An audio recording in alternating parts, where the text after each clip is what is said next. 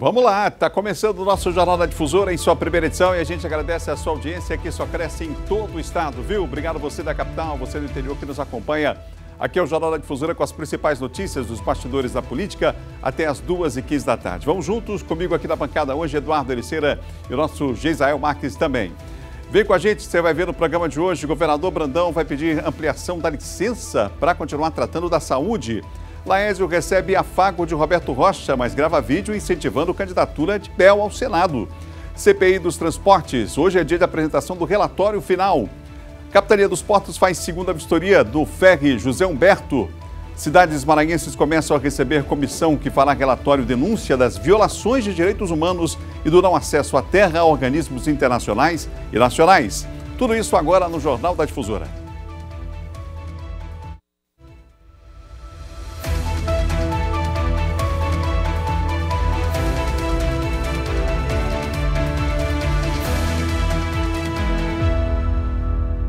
Para o Maranhão inteiro de audiência, estamos começando o nosso Jornal da Difusora. Claro, agradecendo você em todo o estado, aí do outro lado, no rádio ou na TV, acompanhando as principais notícias do dia na política.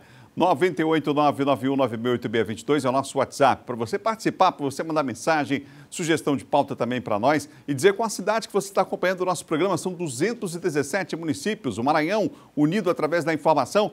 E olha, na capital você vai dizer qual bairro que você está, acompanhando a nossa programação também, tá bom? Então, manda para nós aqui, aqui a sua mensagem, a gente vai ter o maior prazer em divulgar, tá bom? Bom, na sexta-feira a gente mostrou aqui uma reportagem mostrando que a classe artística está descontente em relação ao edital do São João do Maranhão. Alguns artistas estão reclamando bastante dos critérios utilizados, da forma como estão sendo contratadas aí algumas brincadeiras, alguns artistas também. O Estado teria contratado aí, segundo os artistas, músicos que não atenderam os critérios do edital e deixado de fora artistas que estavam aptos para as apresentações. Foi grande a repercussão dessa reportagem que a gente mostrou aqui. Como a gente não estava em rede com Imperatriz e Caxias, hoje a gente vai repetir a reportagem com mais tempo aqui, inclusive, para os nossos comentaristas. Vamos lá? O período junino deixa São Luís mais colorida. Comidas típicas, quadrilhas juninas e os sotaques de Bumba Meu Boi encantam os maranhenses e atraem visitantes de todo o país. Por trás da maior festa popular do Maranhão estão os artistas. Mas, segundo alguns deles, o edital do governo do estado que contratou as apresentações culturais para o período esse ano é motivo de revolta. O cantor, compositor, arranjador e músico Luiz Júnior é um dos críticos. Ele afirma que ícones da cultura maranhense foram excluídos do São João. E ficaram de fora muitos artistas que já têm um trabalho voltado para o São João, artistas que são reconhecidos, inclusive nacionalmente, como César Teixeira, Josias, né? E muitos outros artistas que têm um trabalho voltado para o São João e não foram aceitos, foram indeferidos, né, os seus projetos. Para o professor Daniel Lemos, eleito para o Conselho Estadual de Cultura, os cuidados devem ser tomados até na escolha da comissão responsável por avaliar quem será contemplado pelo edital. Porque tem um cuidado na hora de selecionar as apresentações, você escolher uma curadoria que tem artistas e mestres da cultura popular credenciados, que tem atuação no campo cultural para escolher, preferencialmente quem não tem envolvimento com a praça, convidar pessoas de fora para avaliar, justamente para não ter aquela história de fulano me conhece, eu vou na secretaria, ele dá um jeitinho de botar minha apresentação. Então isso vai minando a credibilidade do evento e do profissionalismo da cultura no Maranhão, porque isso é uma política pública. O compositor Luiz Júnior reclama também que tentou buscar informações junto ao governo do Maranhão para entender os critérios usados pela Secretaria de Cultura na seleção das atrações. Porém, diz que foi intimidado por seguranças. Tentei marcar uma audiência lá com a secretária, ele não recebe ninguém. Inclusive, na última vez que eu fui lá, eu fui ameaçado pelos seguranças, né? Tentando me intimidar, inclusive um estava armado. E o cara ficava me encarando, assim, um tratamento que eu, nesses mais de 30 anos dedicado à música, eu nunca passei por isso. Um dos cantores contratados pelo governo foi alvo de reclamação no meio cultural. Ao cantar a toada Bela Mocidade, errou a letra diversas vezes. Quando eu me lembro da minha bela, e fica toda à vontade, brincando de boi bumbá. Vai! Então, eu não tenho nada contra artistas que fazem trabalho com outros gêneros musicais, gêneros que já são, inclusive, contemplados pela grande mídia, já tem um público, né? Então, esses artistas, eu não tenho nada contra esses artistas. A informação que eu tenho é que ele infelizmente, entrou pela janela. Ele não entrou, ele não foi aprovado no edital, não é? No edital do governo do estado. Quem também reclama do edital e protestou nas redes sociais foi Dona Juliana, presidente do Boi Oriente, que existe há mais de 3 décadas, faz parte do chamado Grupo Especial de Brincadeiras e que também se sentiu prejudicado no São João deste ano. Esses anos todos, o Boi Oriente vem se apresentando com 15 apresentação, 12 apresentação oficial, fora as extras. Infelizmente, esse ano que ele disse que ia ser 3 meses, 2 meses de São João, para mim está um fracasso, porque me chamaram para assinar o meu termo. Eu fiquei cheia de alegria e quase infartei, corri e fui para lá. Quando eu chego, me deparo com 5 apresentações. Não assinei o termo e espero que o governador Brandão tome pé dessa situação, porque a cultura maranhense não está sendo como deve ser. Está se tratando de política. Quem tem político dança 20, dança 15, dança 10, dança aqui. Quem não tem, que não vai com político, não se apresenta.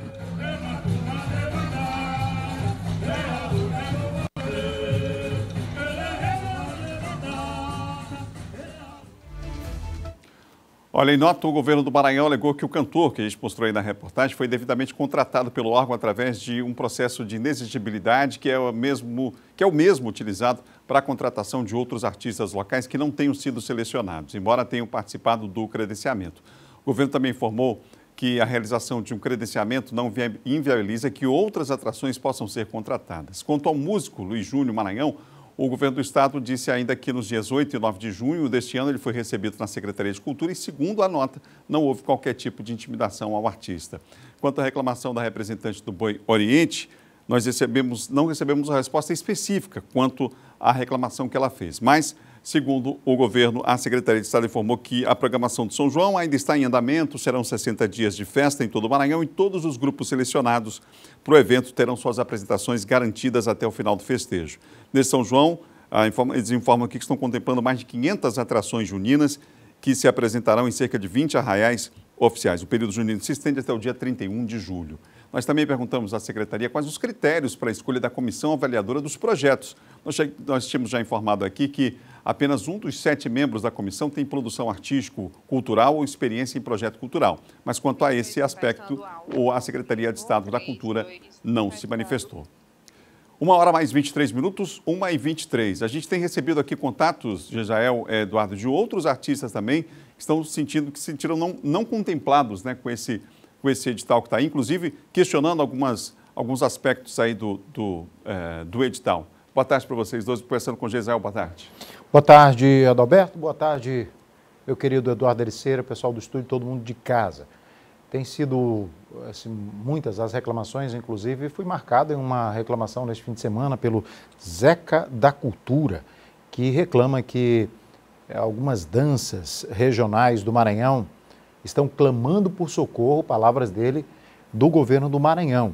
E ele reclama que diz o seguinte, não conseguimos até o momento diálogo com a gestão. Precisamos ir para as ruas? Será que nos concentrar na porta da Secretaria de Estado da Cultura é a única forma de sermos ouvidos? Foram várias tentativas em vão. Então, é importante ficar atento, especialmente no que diz respeito à questão de uso político, porque o que nasceu para ser o grande São João do Maranhão, a gente tem inclusive trazido aqui hoje, mais uma vez, vamos mostrar, porque reincide a ocorrência de manifestação visivelmente, sabidamente política eleitoral dentro dos arraiais promovidos pelo governo do estado. Então, realmente, a festa é para ser uma festa da cultura? É para ser uma festa para o povo? Ou é para ser uma festa para uma panelinha e para promoção política? Daqui a pouco a gente vai, inclusive, falar mais a respeito desse assunto. Eduardo Ericeira, boa tarde. Roberto, boa tarde a você, boa tarde, querido amigo Geisael, a todos que nos acompanham pelo rádio, pela TV, o pessoal aqui no estúdio também. Uma boa tarde a todos os telespectadores e ouvintes também, uma ótima semana a todos. Roberto, a gente já falou muito sobre esse tema, mas acho que é importante levar em consideração e o debate também, porque de fato eu acho que a reivindicação por parte de uma grande parte aí das pessoas que fazem a cultura deste estado, eu acho que é importante, relevante e significativa, porque a gente percebe que não são poucas pessoas, são pessoas que já estão militando aí, por exemplo, a dona Juliana do Boi Oriente, é um boi bastante conhecido, como a própria reportagem trouxe, são mais de 30 anos, né? São décadas aí prestando serviço aí à cultura, levando o nome da cultura maranhense, e tem muita gente reivindicando que ficou de fora. Quando a gente olha, claro, passou por uma pesquisa aí, uma curadoria, enfim, como colocou o professor de música, mas a gente percebe que tem pessoas aí que acabaram dando uma escorregada ou sequer, a gente não tem certeza, mas sequer souberam aí julgar pelo que a gente apurou, né? Por isso, até por isso, ficou muita gente de fora que faz a cultura há bastante tempo nesse estado. Aí ela reclama, faz uma reivindicação, claro. Quando a gente percebe, eu acho que tem que dar espaço para a grande maioria das pessoas, se pudesse até para todo mundo, né?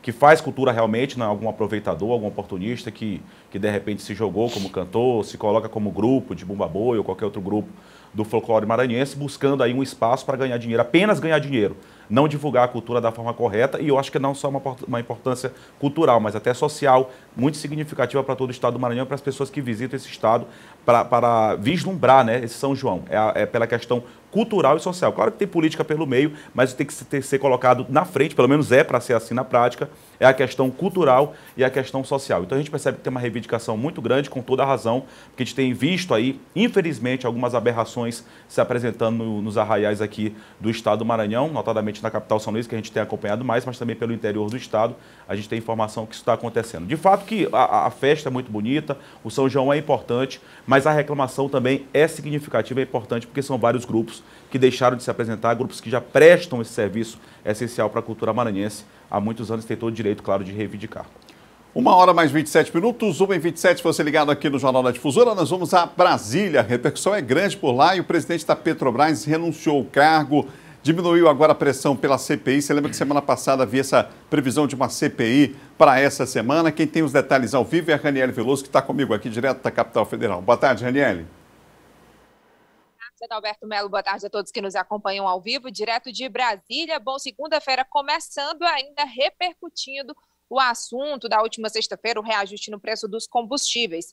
Isso porque, depois da demissão do José Mauro Coelho, atual presidente da Petrobras, depois que ele sofreu uma pressão tanto do Congresso Nacional quanto do Palácio do Planalto, parece que aquela tentativa de instalar uma CPI, Comissão Parlamentar de Inquérito, foi por água abaixo. Hoje ainda está previsto uma reunião aqui com os líderes na Câmara dos Deputados. Arthur Lira vai presidir essa reunião e ele vai colocar em pauta temas polêmicos, como, por exemplo, a taxação de lucros da Petrobras, uma coisa que a oposição sempre tentou pautar aqui e não conseguiu, e agora parece que Arthur Lira, que já vem se pronunciando nas redes sociais, disse que chegou a hora da verdade em relação à Petrobras, pressionou também José Mauro Coelho para que ele renunciasse o cargo, e assim aconteceu. Além disso, eles devem tratar sobre um outro projeto que prevê a taxação aí de impostos para exportação do petróleo brasileiro.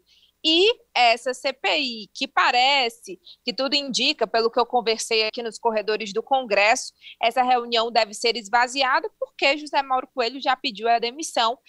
E ainda nesta semana o governo quer que Caio Paes de Andrade, que é do Ministério da Economia, um nome ligado a Paulo Guedes, assuma a presidência da Petrobras. Agora, a gente sabe, Adalberto, que uma CPI seria prejudicial ao próprio governo, e até aliados do presidente Jair Bolsonaro vê isso, que pode prejudicá-lo, por exemplo, nas eleições, uma vez que o governo, de acordo com informações aqui nos bastidores, tem pressionado a estatal para que não tivesse reajuste no preço dos combustíveis. Ô, Raniele, agora são os parlamentares da oposição que querem a CPI e vão lutar para isso? Ainda nesse assunto, exatamente. Todo mundo avaliou, inclusive com alguns parlamentares da bancada do Maranhão, com quem eu conversei, também aqui no Senado, eles avaliam que essa CPI agora é uma questão para a oposição, porque base e oposição ali unidos por um único tema, isso é praticamente inédito em um tema que, como eu falei, pode prejudicar o presidente, porque pode revelar aí essas pressões na interferência da política de preços da Petrobras, que a gente sabe que é baseada no mercado internacional. E o senador Jean Paul Prates, que foi relator, inclusive, de projetos aqui no Senado, que prevê, inclusive, aquele fundo de estabilização para os combustíveis, ele falou que seria o primeiro a assinar essa CPI, se assim o presidente Jair Bolsonaro articulasse para que ela fosse instalada. Vamos escutar. Pessoal, como vocês devem estar percebendo, nós estamos no meio de uma confusão total em relação aos combustíveis no Brasil.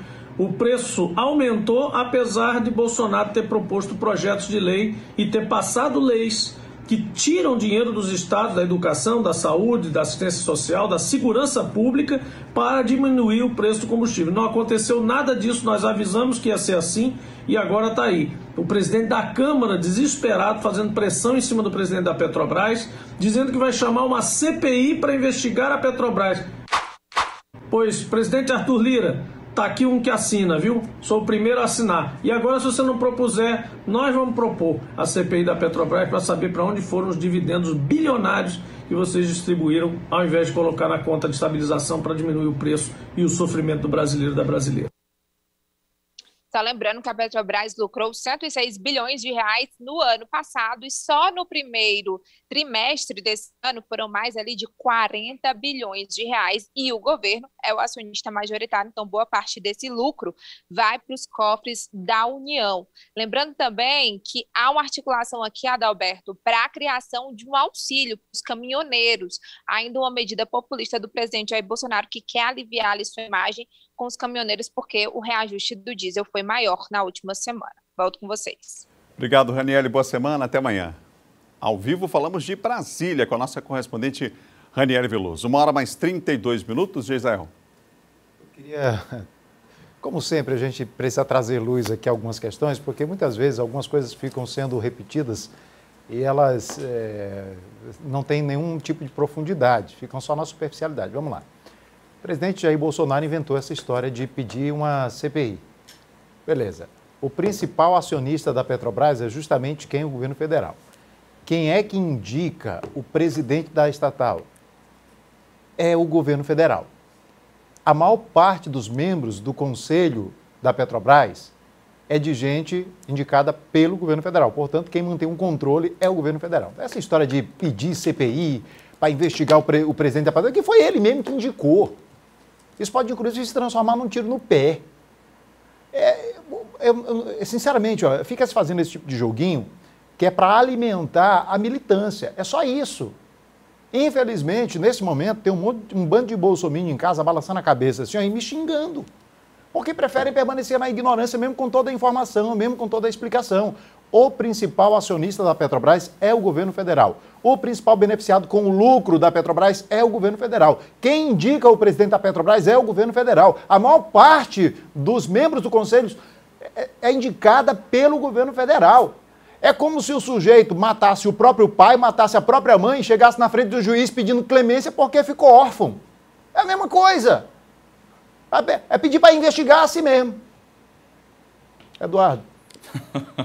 Não, o Geisael está correto em relação a isso, né? Porque, assim, ele já explicou muito bem a questão da Petrobras, a indicação ali, a maioria das cadeiras, a gente já falou isso aqui várias vezes, a maioria das cadeiras é ocupada aí por representantes que são indicados pelo governo federal, o presidente, que já aí caiu o quarto, se eu não me engano, já está indo para o quinto. Inclusive, como a Raniele trouxe aí, quem vai indicar o próprio presidente, o nome mais cotado agora é justamente o ministro da Economia, o Paulo Guedes, que é o menino dos olhos de ouro aí do presidente Jair Bolsonaro, que a economia vai de mal a pior e não dá para dizer que a economia está equilibrada, porque não está equilibrada, as pessoas estão passando fome, as pessoas estão tendo dificuldade de pagar suas contas. Agora ele anuncia aí um estudo de subsídio para os caminhoneiros, certo? Legal, o caminhoneiro é que movimenta a economia do país, é quem faz aí o transporte de alimentos, o transporte de mercadorias essenciais. Só que o caminhoneiro, nada contra, claro, obviamente é uma categoria super importante, o caminhoneiro é apenas uma pequena parcela das pessoas que precisam do combustível. Volto a dizer, é importante subsidiar qualquer categoria? Mas eu dependo também de combustível, as pessoas que estão me assistindo também dependem de combustível para o seu trabalho, e a gente sabe que o combustível ele acaba impulsionando outros valores, exemplo aí dos alimentos, da questão alimentícia. Tem tanta gente nesse país passando fome, então quer dizer, é uma situação bastante delicada, só subsidiar para não de repente gerar uma crise maior do que já está aí, é uma situação bastante delicada, muito complicada que atravessa o país, não dá para dizer que a economia está equilibrada. Vale dizer que uma das propostas de campanha que foi aplaudida e que até hoje as pessoas acham que sonham que se fosse verdade, não é verdade, é que a gasolina, por exemplo, o presidente Jair Bolsonaro só dá um Google aí, ele confirmou, falou que a gasolina não ia passar de R$ 2,50, assumiu em 2019 era cerca de R$ 4,27 em média, agora está batendo os R$ 8,00, em alguns estados passando até de R$ 8,00 por litro. Como é que uma pessoa vai viver numa situação como essa? Isso é gasolina, o diesel, nunca na história do Brasil o diesel foi mais caro do que a gasolina, e agora está nessa gestão. Então não dá para defender, é muito difícil defender. Volto a dizer, a maioria das indicações das cadeiras para a Petrobras é do governo federal, o presidente é do governo federal, ele é o maior acionista, era ele que tinha que resolver o problema, o governo federal, assim como o Congresso. Agora o presidente da Câmara dos Deputados, Arthur Lira, fica tentando buscar um socorro, é eles que têm que resolver esse tipo de problema, porque a população não está aguentando mais e fica nessa dependência aí de combustível às alturas e a gente não sabe até onde é que vai parar. 1h mais 36 minutos, até as 2h15, o Jornal da Difusora em sua primeira edição com as principais notícias dos bastidores da política. E a gente vai falar sobre o governador Carlos Brandão, que anunciou que vai pedir mais 10 dias de licença médica para tratar da saúde. Mas mesmo com esses 10 dias, não tem ainda, infelizmente, previsão de alta. Não é isso, Eduardo Ericeira?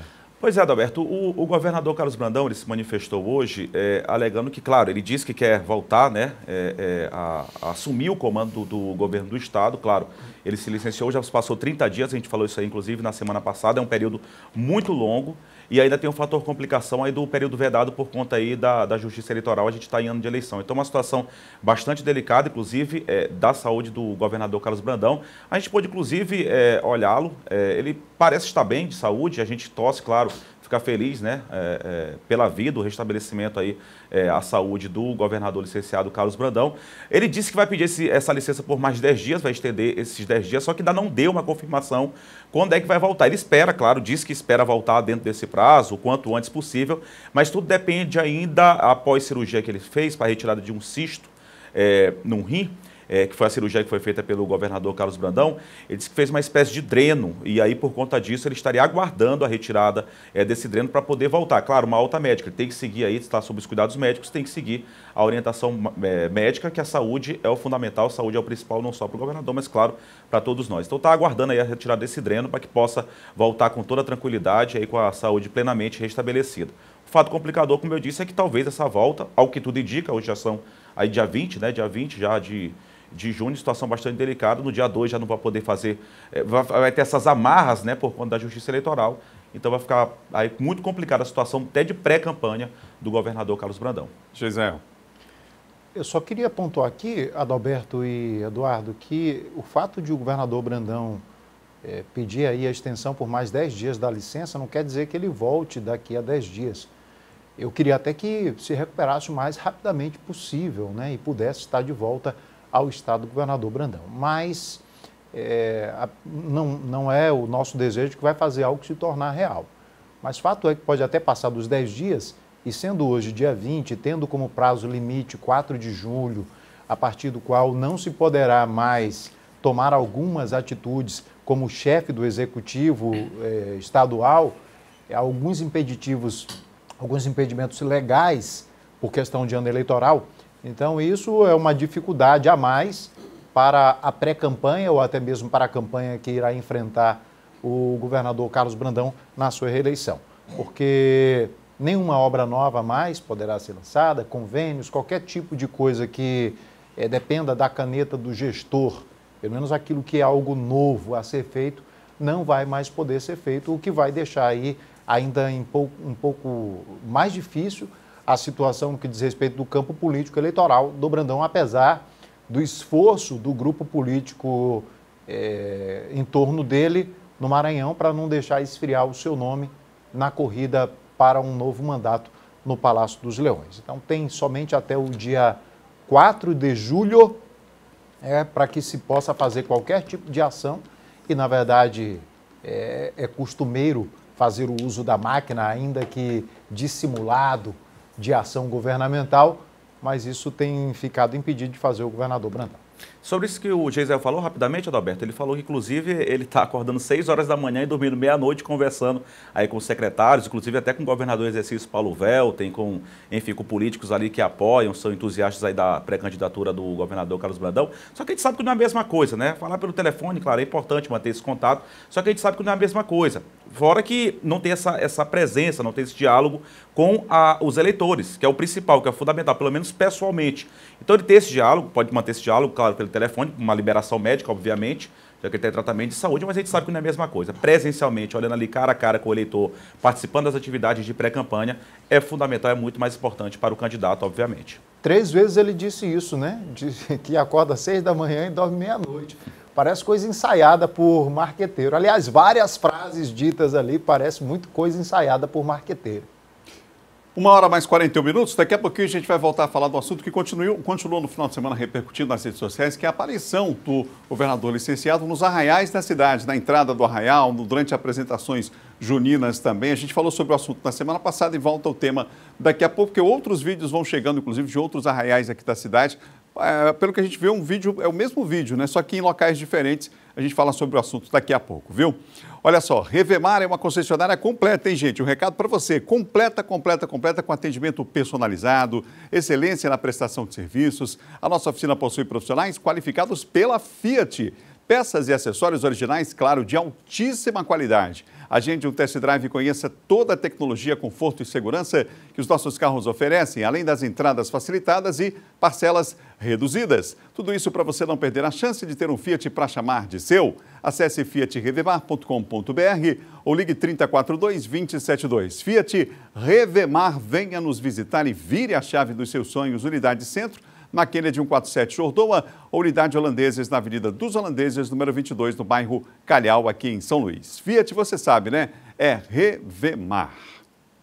A gente vai para o intervalo e volta já já. Na volta a gente vai falar sobre cidades maranhenses que começam a receber a partir de hoje uma comissão que vai fazer um relatório denúncia das violações de direitos humanos e do não acesso à terra a organismos nacionais e internacionais. Esses e outros assuntos e, claro, aquele giro pelo interior do estado já já, depois do intervalo. A gente volta já.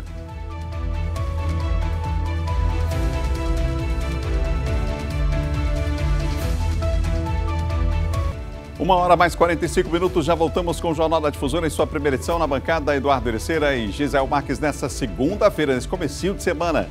Deixa eu te falar uma coisa, você está procurando venda, aluguel, assistência para computadores e equipamentos para você ou para sua empresa? Já está na hora de conhecer a Zayo Informática, hein? Com uma grande variedade de produtos e assistência técnica especializada.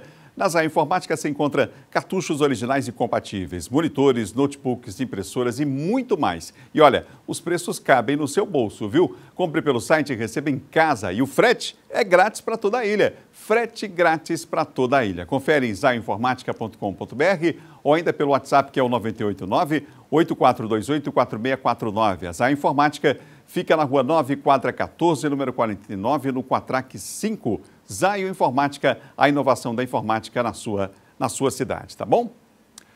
E olha só, a partir de hoje o Maranhão recebe o mutirão pela vida dos povos e enfrentamento à violência no campo. A missão denúncia da Comissão Sócio-Transformadora da CNBB, você sabe, a Conferência Nacional dos Bispos do Brasil, vai percorrer várias regiões do estado e quem tem mais detalhes sobre o assunto é o Ciro Mineiro, que está de volta depois de férias merecidas, está conosco aqui no Jornal da Difusora.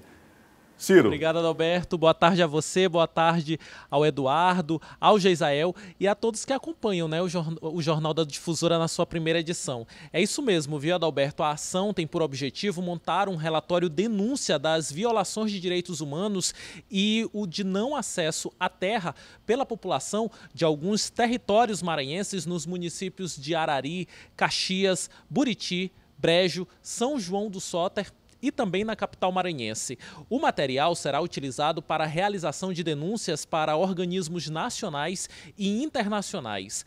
Amanhã, a missão estará em Cedro e Arari, áreas com registros de inúmeros conflitos aqui no estado do Maranhão. Na quarta-feira é a vez de Brejo e Caxias. E na sexta-feira haverá, né, toda essa ação em Alcântara. É importante a gente destacar também, Adalberto, que entre as atividades previstas está a realização de assembleias e escutas nos territórios, reunião com agentes de pastorais sociais e movimentos populares e a participação na audiência pública Violência no Campo no Estado do Maranhão. E no dia 24 de junho, no próximo dia 24 de junho, às 10 horas da manhã, haverá uma coletiva de imprensa no Instituto de Estudos Superiores do Maranhão, o IESMA, para reportar sobre a visita escuta nesses territórios. Uma situação, Adalberto, que infelizmente é muito comum aqui no estado do Maranhão, essa luta, pela garantia da terra, e ações como essas são importantes exatamente para garantir esse importante direito a essas pessoas, Voltamos com você aí no estúdio. Obrigado, Ciro. Obrigado pelas informações. A gente vai acompanhar essa semana, então, a vinda dessa comissão, a previsão de um relatório que vai ser produzido ao final da semana e a gente acompanha e traz os detalhes para você aqui. Nós vamos agora à Imperatriz, porque as obras da duplicação da BR-010 se arrastam há 7 anos em Imperatriz. E nesse tempo, sabe quantos quilômetros foram concluídos até agora? 5 quilômetros. Marcelo Júnior, dá menos de 1 quilômetro por ano, Marcelo. Aí é complicado, né? Boa tarde para você, Adalberto. Boa tarde para quem acompanha o Jornal da Difusora, ligado com a gente no rádio e também na TV. No mínimo, controversa esta situação, mas é realidade. Seria cômico se não fosse trágico, mas esta é a realidade que os imperatrizenses vão vendo no dia a dia. Desde junho de 2015, estas obras foram iniciadas. No projeto do governo federal, é para interligar Imperatriz à cidade de Açailândia, 72 quilômetros, mas por enquanto, somente 5 quilômetros foram realizados entre o posto fiscal do Conjunto Vitória até as proximidades do Parque de Exposições aqui na cidade de Imperatriz. Bom, esta obra já causou muita preocupação, causa muito, nesse momento, o canteiro de obras em atividade causa muitos transtornos para os motoristas que precisam passar ali, justamente pela falta de sinalização adequada. Inclusive, 2 pessoas já morreram ao colidir com restos de obras nesse trecho da rodovia BR-010. Hoje, o ministro de Infraestrutura, o Marcelo Sampaio, esteve aqui na cidade de Imperatriz e inaugurou os primeiros 5 quilômetros desta duplicação da BR-010. E ele falou a respeito do atraso das obras nesse trecho da duplicação. Sabemos da urgência dessas obras, é uma obra que a gente faz questão de ir abrindo. Você pode perguntar, mas 4,5 km? Sim, são 4,5 km que a gente quer abrir hoje, porque a gente já dá funcionalidade. Uma obra que está no meio da área urbana, está mancha urbana, ela gera todo um transtorno para quem transita aqui no dia a dia. A gente precisa então liberando à medida que for ficando pronto. A gente vai avançar agora até o final do ano com pelo menos mais 10 quilômetros e a gente pode entregar então a rodovia aí duplicada nesse trecho que é a travessia de Imperatriz.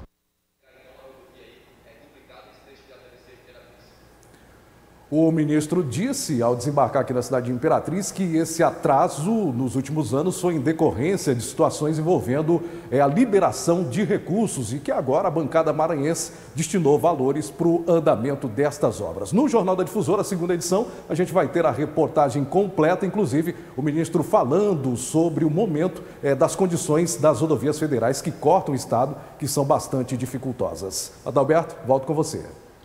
Obrigado, Marcelo, pelas informações aí direto de Imperatriz, viu? Vamos para Caxias, minha gente, porque a Prefeitura antecipou o pagamento do salário dos servidores municipais. Quem tem essa boa notícia é o Zé Carlos. Zé Carlos, boa tarde. Boa tarde, Adalberto. Boa tarde a todos que acompanham a gente em todo o Maranhão. Pois é, notícia boa, né? Só alegria para os servidores públicos municipais. O pagamento do mês de junho, Adalberto, já está na conta. Desde essa segunda-feira, né? Hoje de manhã eles já acordaram com esse dinheiro na conta, salário antecipado que vem logo após o pagamento dos aposentados e pensionistas. Embora a gestão esteja realizando o São João, que a gente quer, o São João oficial aqui do município, a antecipação do salário feita pela Prefeitura já acontece desde 2017. Habitualmente, recebem primeiro os aposentados, depois os pensionistas e também os servidores que estão na ativa.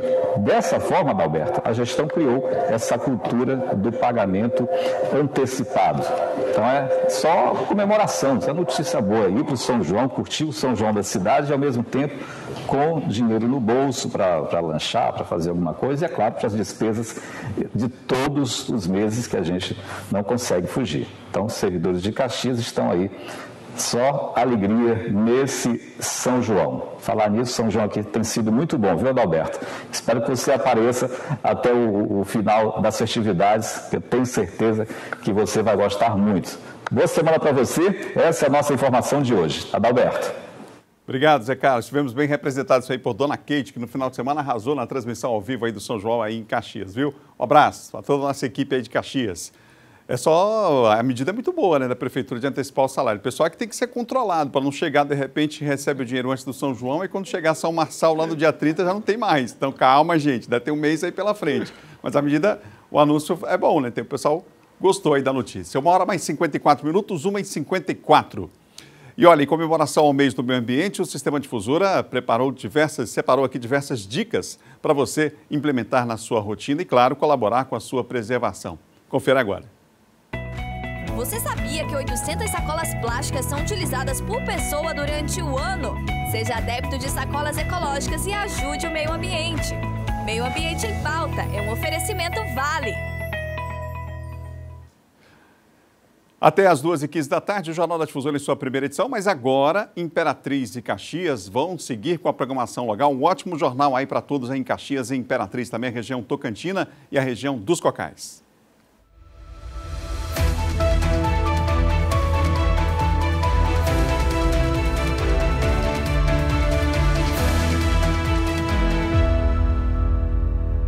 Daqui a pouquinho tem um alô para o pessoal que está mandando mensagem no nosso WhatsApp, mas agora quem está chegando é a Jéssica Lima com Municípios em Foco.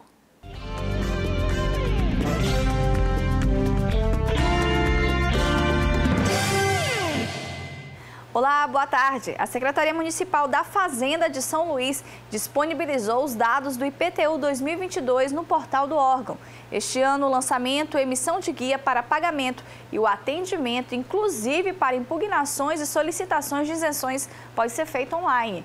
De acordo com o secretário municipal da Fazenda, José Azzolini, todo o recurso arrecadado com o IPTU é transformado e revertido em benefícios como limpeza, saneamento básico, recapeamento do asfalto, iluminação pública e outros, garantindo que a municipalidade possa dar continuidade aos investimentos na cidade em diversas áreas.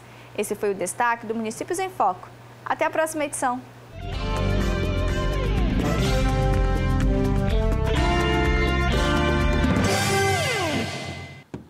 Uma hora mais 56 minutos, 1h56, você ligado aqui no Jornal da Difusora em sua primeira edição.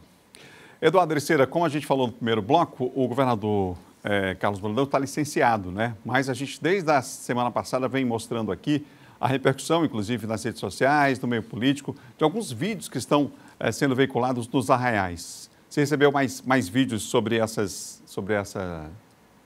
Eu ia falar mais vídeos sobre esses vídeos, fica redundante, né? mas não deixa de ser, registros, né? Em audiovisual. Ficou bonito agora. Desses vídeos, Eduardo Ericeira? Uma linguagem mais da televisão, mais técnica, né? Técnica da televisão, né? Assim, Adalberto, continua acontecendo, a gente já chamou a atenção para essa prática, essa situação que vem acontecendo ainda na sexta-feira, e os vídeos continuam. A gente vê até como uma forma, claro, isso tudo tem que ser analisado e provocado se tiver alguma problemática em relação à questão aí da justiça eleitoral, e, enfim, os opositores, a própria comunidade, algum cidadão, enfim, qualquer pessoa pode procurar a justiça, se sentir incomodado em relação a isso ou se verificar que está sendo praticado algum tipo de crime. O Geisel, inclusive, colocou aqui, depende da questão do tamanho, se for comparado a um outdoor, na sexta-feira a gente já havia mencionado isso, e a gente percebe que é um telão de certa forma grande, pode ser comparado a um outdoor, inclusive um outdoor visual nesse caso. Aí já é outro espaço, isso aí já é foto na entrada de um arraial também, com uma mensagem que está sendo repassada aí pelo governador licenciado Carlos Brandão. A gente vê como uma forma, inclusive, que foi o que eu disse aqui anteriormente, por isso que eu fiz questão de mencionar aquilo, que a questão da presença acaba interferindo. No caso desse caso, é a não presença do governador licenciado Carlos Brandão, que ainda está em tratamento de saúde. Claro que ele queria estar pessoalmente, para ele seria até melhor como pré-candidato aí o governo do estado está presente, mas não podendo estar, ele encaminha aí vídeos, mostra vídeos, enfim, a foto dele, mensagens aí por telões, mensagens como essa, no acesso ao arraial. Só que você tem que ter muito cuidado em relação a isso, e a gente já conversou com advogados eleitorais, conversamos na sexta, voltamos a conversar hoje. Tudo bem, uma mensagem aí de um governador do estado, mas ele está licenciado em tratamento de saúde e pode soar como abuso do poder econômico, já que o governador Carlos Brandão, mesmo estando licenciado, ele é pré-candidato ainda ao governo do estado do Maranhão. Então, pode soar como abuso de poder econômico, pode ferir aí o princípio da impessoalidade. E eu, conversando, Adalberto, com alguns advogados eleitorais, a gente sabe que isso é uma prática também que acontece muito, às vezes a oposição ou determinado grupo, cidadãos, eles acabam juntando peças comprobatórias para que se crie aí uma conjuntura melhor antes de recorrer à justiça eleitoral. É algo que está acontecendo recorrentemente, como a gente tem trazido aqui. Inclusive é uma estratégia da política. É uma estratégia da política, juntar a maior quantidade de provas para, de repente, entrar aí com uma ação mais robusta. Não estou dizendo que isso vai acontecer, mas é uma estratégia que a gente sabe, militando aí no meio político, a gente sabe que, às vezes, a oposição, isso não só aqui no estado do Maranhão, no Brasil como todo, até no mundo, às vezes, um lado, ele junta um número significativo aí de provas para entrar com uma ação na justiça de forma aí mais forte, de forma mais empenhada a se buscar algo. Agora, se for caracterizado, como a gente disse anteriormente, isso já falando pela questão da justiça eleitoral, se for caracterizado abuso de poder econômico, se prevê pela Justiça Eleitoral, prevê até cassação do mandato. Mas claro que isso aí tem que ser apurado, a denúncia chega, a Justiça Eleitoral tem que investigar, lembrando que quando se recorre a uma instância federal, a gente sabe que pela Justiça aqui dos estados, quando se recorre a uma instância federal, é porque a coisa aperta. Mas isso é algo que tem acontecido muito, pode ferir aí o princípio da impessoalidade, pode gerar abuso de poder econômico. Então é algo que aí enfim, a comunicação, que é o organismo que faz esse tipo de organização aí para divulgação nos arraiais, fora que tem a questão cultural, como o Geisel trouxe aqui, tem que se priorizar a questão cultural, a questão do São João, e não se transformar um arraial em uma questão política. Agora, Eduardo, num estado onde nós já tivemos, inclusive, processos com provas fartas de deputado eleito com o uso da máquina pública e com propaganda extemporânea e fazendo assim, algo nada impessoal em um órgão público. Eu te digo uma coisa bem, isso aí nada mais é do que a confiança na impunidade. É só isso. E outra coisa, muitas vezes o que se faz na política, na eleição, ou no período pré-eleitoral, é o cálculo. Quanto é que é uma multa por propaganda irregular? Quanto é uma multa por propaganda antecipada? Então é o seguinte, se coloca no cálculo que a multa é muito barata, perto do benefício. Então se comete o ilícito. Se paga a multa e pronto, já se tirou o benefício. Esse é que é o negócio. Agora, no estado onde você tem foto do chefe do Ministério Público olhando para o governador com um olhar, deseje que o seu namorado, a sua namorada olhe para você com um olhar que o Eduardo Nicolau olha para o Brandão numa foto. Porque não é possível.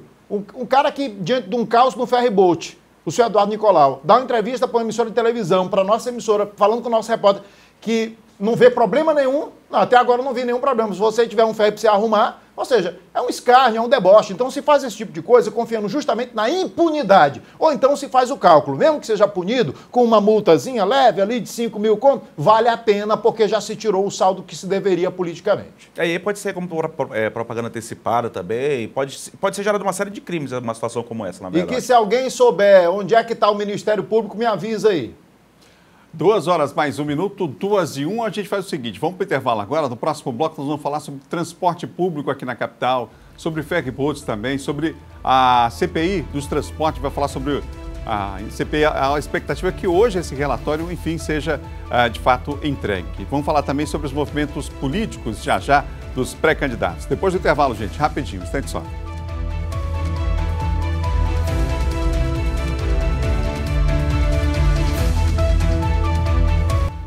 2 horas e mais 5 minutos, já estamos de volta aqui com o Jornal da Difusora em sua primeira edição. Até as 2h15, vamos juntos com muita informação aqui dos bastidores da política, no rádio e também na TV. Agradecendo essa audiência imensa em todo o estado, principalmente no rádio. Essa Difusora FM vai longe, viu? Muito longe, levando aí a audiência enorme, levantando a audiência aí nesse horário de liderança absoluta aqui do Jornal da Difusora em sua primeira edição. Olha só, o nosso último São João das Tradições, realizado no sábado, é dia 25 agora, próximo sábado. Nós temos um encontro marcado a partir de 7h20 aqui na telinha da sua TV Difusora, hein? Também temos programação especial no rádio, na Difusora FM, com celebração, cultura, música e melhores comidas típicas. E, claro, a cobertura do São João em todo o estado. Então, já sabem, hein? Fica ligadinho aí na nossa programação. A maior transmissão do São João do Maranhão é na Difusora, no oferecimento de Topa Tudo, móveis usados. Você topa ou não topa comprar barato, hein? Uninasal no São João, essa tradição não para. Biocontrol Saúde Ambiental não é sobre a detetização, é sobre saúde. Grupo Saga, casa de amigos. Golden Shop Calhau, é fácil ser feliz aqui. Equatorial Energia, o futuro é melhor com a energia da nossa cultura. Max, o São João nos conecta. PMZ, pensou em peças e pneus? É na PMZ, não fique sem, na PMZ tem. E Sabrina Festas, entre e faça a sua. 2h mais 6. E atenção, hein? Tá chegando a hora, hein? Tá chegando a hora porque você sabe, nossos encontros não são apenas no sábado. Vem comemorar com a gente o São João a partir do dia 22, depois de amanhã, né? Quarta-feira, o Golden Shop Calhau, com correalização do Sistema Difusora, vai promover o Arraial Golden Shop Calhau Difusora. Gente, são 9 dias de muita música, ritmos, cores e culinária típica que faz o coração do maranhense, claro, bater mais forte. Então já anota aí na agenda e vem curtir com a gente esse Arraial que já é sucesso, Arraial Golden Shop Calhau Difusora. Tá chegando a hora, hein? Nessa semana, depois de amanhã, portanto, você é o nosso convidado especial. Vai lá com a gente acompanhar esse São João. Vai estar toda a equipe aqui do nosso Jornal da Difusora, vai estar presente lá, inclusive, na abertura, no dia 22, na quarta-feira, viu? São 2h mais 7, 2h07. Eduardo Ericeira, o senador Roberto Rocha fez uma média, a gente pode dizer assim, com o candidato Laésio, e aí depois o Laésio gravou um vídeo falando, né, fazendo um afago a um outro candidato, foi isso mesmo? Pois é, Adalberto, vai entender, né? A situação do... Mas é isso mesmo que você explicou, viu, Adalberto? Vou tentar aqui explicar direitinho para os telespectadores e ouvintes. É o seguinte, o senador Roberto Rocha, que declaradamente já tem o apoio aí do PSC, que é o partido do pré-candidato ao governo do estado do Maranhão, Laésio Bonfim, isso declarado, inclusive a gente fez a coletiva, trouxe aqui para vocês, nossos telespectadores e ouvintes, que o PSC declarou o apoio aí à pré-candidatura à reeleição do senador Roberto Rocha. Inclusive, o senador convidou, ele tem uma proximidade maior, claro, até pelo fato de ser senador, cargo político que ele ocupa, convidou aí o pré-candidato Laésio Bonfim, o ex-prefeito de São Pedro dos Crentes, a participar de uma agenda, quando o ministro da Cidadania esteve aqui na capital São Luís. Eu não sei se a gente tem o vídeo para colocar, ou a gente vai colocar, na verdade, o vídeo do Laésio, né? Não é isso, Adalberto? Me corrija se estiver errado, acho que a gente coloca... Tem as imagens aí do senador, ele participando desse ato, né? Que o ministro esteve aqui, e o Laésio também esteve nesse ato. Só que o Laésio, ele gravou também nesse fim de semana um convite, isso foi na sexta-feira que ele esteve com o pré-candidato à reeleição ao Senado, Roberto Rocha. Quando foi no fim de semana, 2 dias depois, ele gravou convidando as pessoas, inclusive do município de Joselândia, onde ia ter uma espécie de lançamento de pré-candidatura do pastor Bel, que ainda não conseguiu se mobilizar, e claro, ele é pré-candidato, qualquer pessoa até as convenções pode ser pré-candidato aí a qualquer cargo. O Laésio Bonfim, ele gravou um vídeo convidando que as pessoas, falou que não daria para estar presente, mas gravou um vídeo, é uma manifestação pública, né? Gravou um vídeo convidando as pessoas para ir até esse ato do pastor Bel e participasse, inclusive mencionando ali que estava apoiando, estava dando apoio ao pastor Bel. Então fica meio confuso, né? Não dá para entender. Sexta-feira ele participa de um ato com o senador Roberto Rocha, pré-candidato ao Senado, e 2 dias depois grava um vídeo mencionando aí... Eu acho que a gente tem as duas coisas aqui, tem os dois vídeos. Vamos tentar mencionando a questão do pastor Bel em um ato no interior do estado, no município aí de Joselândia. Vamos colocar o vídeo. Vamos lá. Olá você da cidade de Joselândia, que é Laésio Bonfim, passando para agradecer o carinho de vocês, levarem meu nome nas redes sociais, compartilharem a esperança por aí.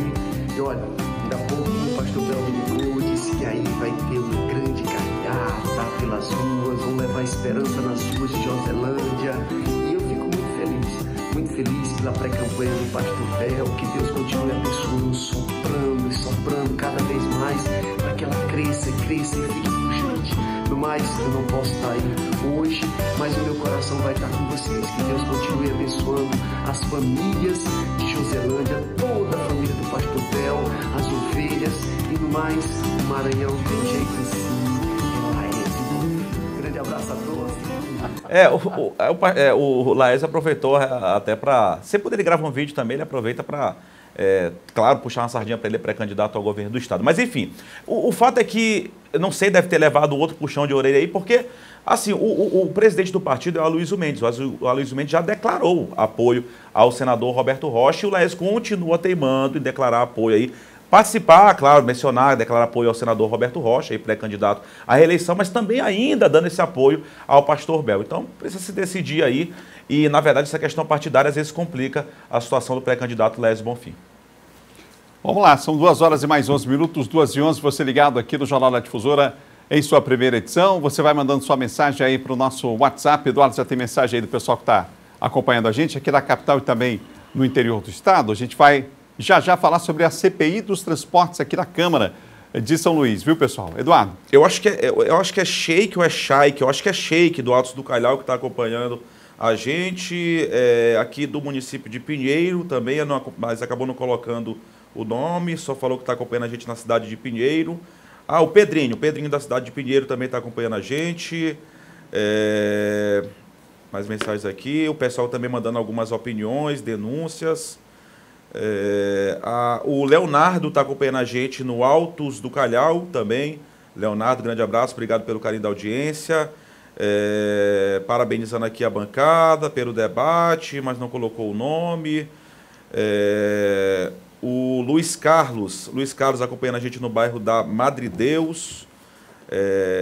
Não, ligar não pode, o pessoal está ligando aqui, não pode. O Jorge está acompanhando a gente no município de Coroatá. A Maria Helena com o marido Júlio Henrique está acompanhando a gente na cidade de Alto Alegre. Aqui uma denúncia também. Beleza. E a Fátima do Quebra-Pote também está acompanhando a gente. Maravilha. São 2 horas e mais 12 minutos, 2h12. Olha, está previsto para hoje a entrega do relatório final da CPI, a Comissão Parlamentar de Inquérito dos Transportes, lá na Câmara Municipal de São Luís. Os vereadores já anteciparam aí que as investigações apontaram irregularidades, por exemplo, no último processo licitatório. A gente vai saber mais com o Ciro Mineiro. A sessão, que foi conduzida pelo vereador Otávio Sueiro, ocorreu no limite do quórum. Somente 16 dos 31 vereadores estiveram presentes. Entre os projetos aprovados nesta segunda, destaque para o de autoria da vereadora Concita Pinto, que prevê o desembarque de pessoas com deficiência dos coletivos em qualquer ponto da cidade, o que visa garantir maior mobilidade a esses usuários. Um projeto que vem ajudar muito, principalmente aqui dentro de São Luís, que a gente tem muitas pessoas com deficiência. E esse projeto vem mostrar a importância dele para essas pessoas, que eles podem pedir a parada de ônibus em qualquer local que eles acharem que é ali compatível, onde eles possam ter melhor deslocamento para que eles possam ir para onde eles querem. Mas a grande expectativa girava em torno da entrega do relatório com o diagnóstico do que foi constatado pela CPI do Transporte Público de São Luís, marcado para acontecer nesta segunda-feira.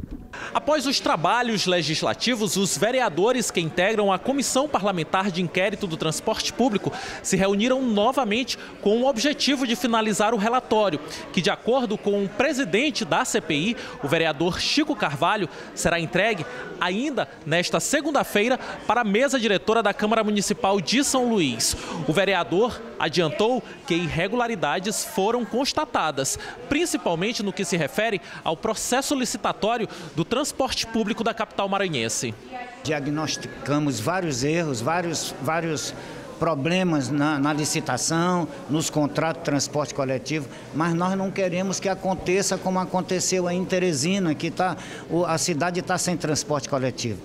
Nós estamos apresentando um relatório técnico, elogiado pelo Ministério Público, pela OAB, sem a colaboração de ninguém, quase ninguém, só nós 5 membros da comissão, com algumas pessoas contribuindo com a gente. Ainda de acordo com o parlamentar, algumas empresas que atuam no sistema correm um risco até de suspensão de contratos. Nós estamos apresentando, pedindo até a suspensão dos contratos devido a várias irregularidades. Isso vai depender do Ministério Público e do Executivo Municipal.